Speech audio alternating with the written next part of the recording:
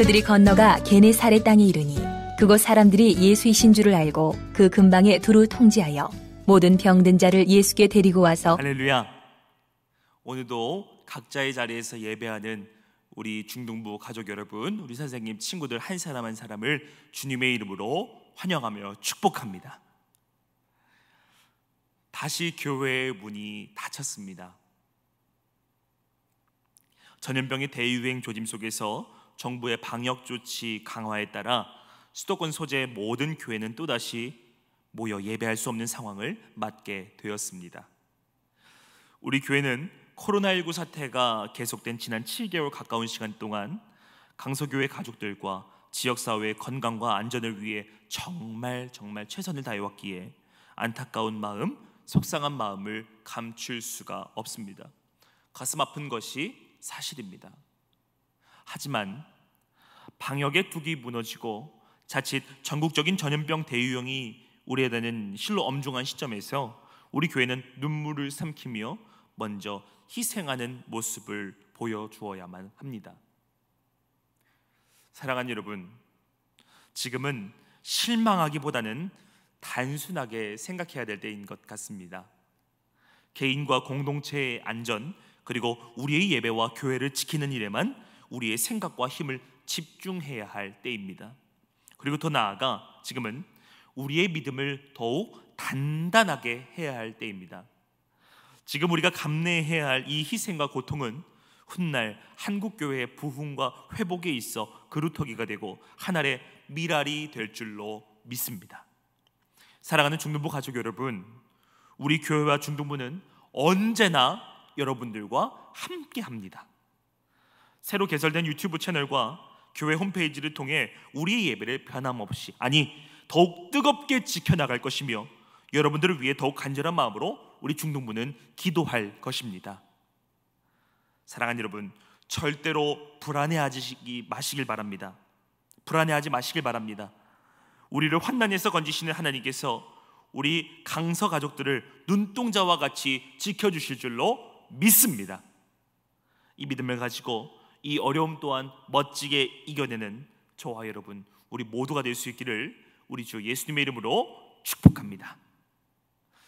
오늘 읽은 본문 말씀을 가지고 게네사렛 마을 사람들, 게네사렛 마을 사람들, 이와 같은 제목으로 함께 은혜를 나누도록 하겠습니다. 마태복음 14장에는 총 4가지의 사건이 기록되어 있습니다. 첫째는 세례 요한이 헤롯 왕의 손에 순교당한 이야기입니다. 둘째는 예수님께서 보리떡 5개와 물고기 2마리로 5,000명을 먹이신 이야기. 셋째는 예수님이 바다 위를 걸으신 사건. 네 번째는 예수님께서 게네사렛 마을의 병자들을 고치신 이야기입니다. 저는 이 네 번째, 예수님께서 게네사렛 마을 병자들을 고치신 사건을, 그 이야기를 오늘 함께 나누고자 합니다. 오늘 본문에 등장하는 게네사렛이라는 동네는 갈릴리 호수 북쪽의 지대이고 예수님의 갈릴리 전도의 거점이 되었던 것으로 갈릴리 바다의 별칭입니다. 특별히 본문에서 이 지명이 거론된 것은 게네사렛 마을 사람들의 특별한 믿음 때문이었습니다. 예수님께서 그곳에 이르셨을 때 바로 그들은 주님이심을 알아보고 근방에 이 소식을 두루 통지하여 믿음으로 나온 사람들, 그 사람들이 바로 게네사렛 마을 사람들이었습니다. 그러했기에 예수님이 공생의 기간 동안 활동하신 지역 중에서 특별히 게네사렛 사람들을 사랑하시고 많은 병자들을 고쳐주셨습니다. 본문은 게네사렛 사람들이 취한 믿음의 행동과 그 받은 은혜를 기록하고 있습니다. 사랑하는 여러분, 그렇다면 게네사렛 마을 사람들의 믿음은 과연 어떠한 모습이었을까요? 게네사렛 사람들의 본이 되는 믿음은 우리가 처해 있는 이 상황 가운데서 가장 필요한 믿음이며 이들의 모습이 우리가 지금 가져야 할 바른 모습이라고, 바른 믿음의 모습이라고 믿었기에 이 본문을 가지고 말씀을 준비하였습니다. 우리 모두 게네사렛 마을 사람들의 믿음에 집중하길 원합니다. 오늘의 말씀이 저와 여러분들에게 큰 은혜가 되며 귀한 위로의 시간으로 다가갈 수 있기를 우리 주 예수님의 이름으로 축복합니다. 먼저 우리가 주목할 것은 게네사렛 마을 사람들은 예수님을 알아봤다는 것입니다. 예수님을 알아봤다는 사실이죠. 본문 35절 앞부분 말씀을 함께 보도록 하겠습니다. 그곳 사람들이 예수이신 줄 알고. 아멘. 이것은 예수님의 존재와 사역을 바로 알아보았다는 뜻입니다. 마태복음 16장에서 예수님은 제자들에게 이렇게 물으시지요. 사람들이 나를 누구라 하느냐? 사람들의 답변을 보니까 더러는 세례 요한, 엘리야, 어떤 이는 예레미야나 선지자 중에 하나라고 대답했습니다.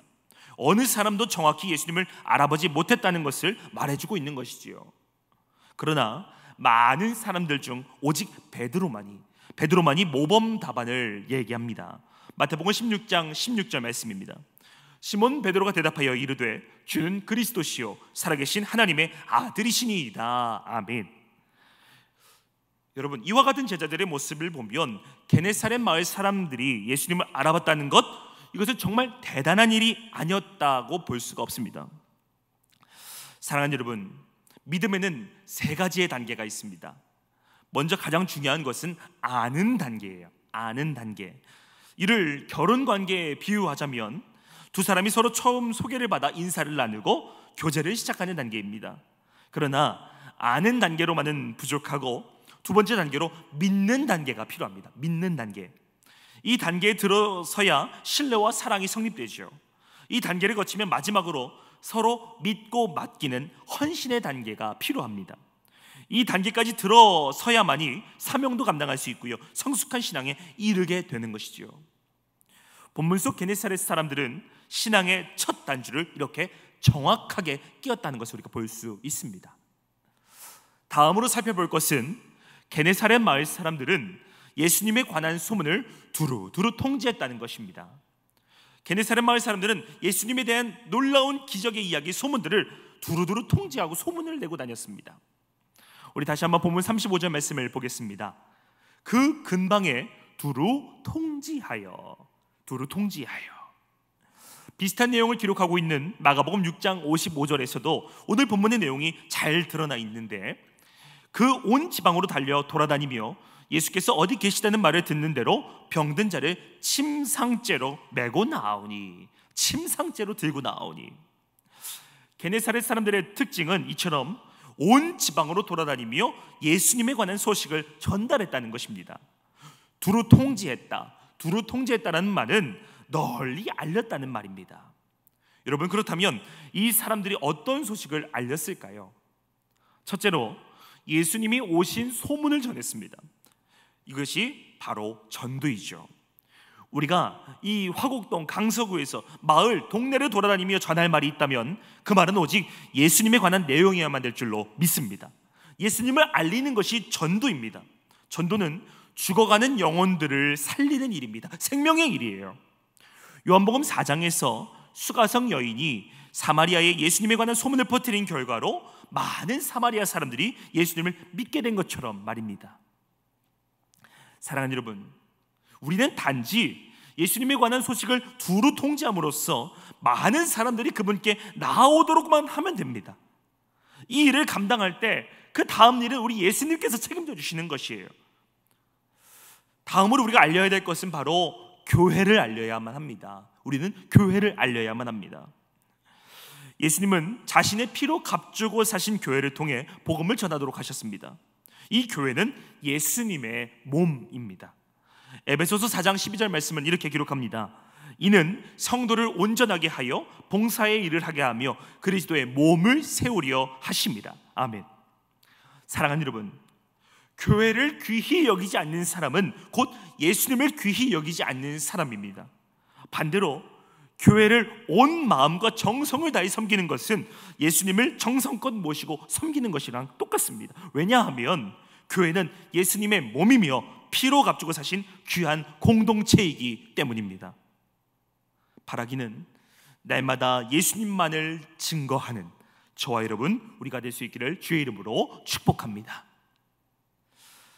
게네사렛 마을 사람들은 예수님께서 주님이심을 바로 알아보았고요, 그 예수님의 소식을 온 마을에 통지하였으며 마지막으로 병자들을 예수님께로 데리고 와서 주의 옷자락에라도 손을 대게 했습니다. 게네사렛 마을 사람들은 예수님을 얼마나 귀하게 여겼는지 수많은 사람들, 병자들을 예수님 앞으로 데리고 나왔습니다. 그리고 그 믿음을 가지고 예수님의 옷자락에라도 손을 대게 했습니다. 직접 예수님께로 데리고 나온 것이지요. 소문을 알리고 그냥 통지했을 뿐만이 아니라 직접 그들을 데리고 예수님 앞으로 데리고 나왔다는 것입니다. 우리는 이 부분에서 끝까지 책임지는 게네사렛 마을 사람들의 귀한 믿음과 간절한 마음을 엿볼 수 있습니다. 사랑하는 여러분, 오늘 거룩한 주일 이 부분을 반드시 기억하시길 바랍니다. 우리들의 삶 속에서 가족이나 이웃, 친구들에게 베풀 수 있는 여러 가지 친절이 있을 수 있지만 최고의 친절, 최고의 사랑은 주변의 가족이나 친구들을 예수님께로 데리고 나오는 것입니다. 할렐루야. 예수님 앞에 그들을 인도하는 것은 생명과 구원의 자리에 그들을 초청하는 것이에요. 초대하는 것이에요. 사실 우리 주변에는 예수님께로 데리고 나와야 할 사람이 너무나도 많습니다. 저와 여러분들에게 맡겨진 사명들이 많지만요, 그 사명들 중 가장 우선시되는 사명은 아직 예수님을 모르고 아직도 예수님을 모른 채 사망의 음침한 골짜기를 헤매고 있는 그 사람들을 게네사렛 마을 사람들처럼 예수님 앞으로 데리고 나오고 예수님을 전하며 눈물 흘려 그들을 위해 기도하는 것, 이것이 우리가 해야 할 가장 중요한 사명인 줄로 믿습니다. 할렐루야. 이것이 우리가 가장 먼저 해야 되는, 최우선시해야 될 사명이라는 것이죠. 예수님 앞에 나온 게네사렛 마을 사람들에게는 놀라운 믿음이 있었습니다.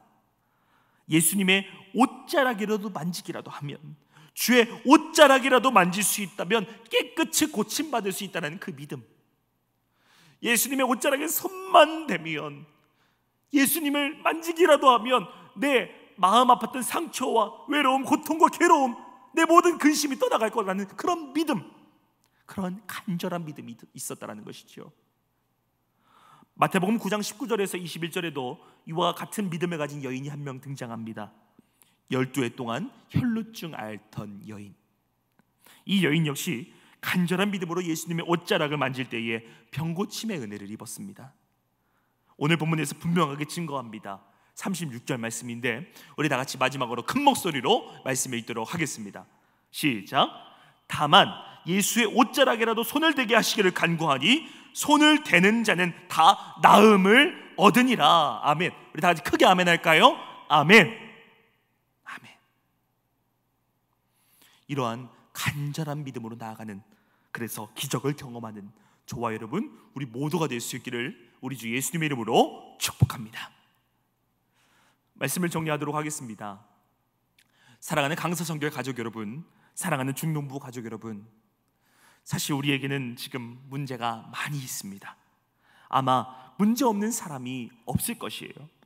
그러나 문제 자체가 문제가 아니라 그 문제를 대하고 그 문제를 푸는 방법에 문제가 있음을 우리는 알아야만 합니다.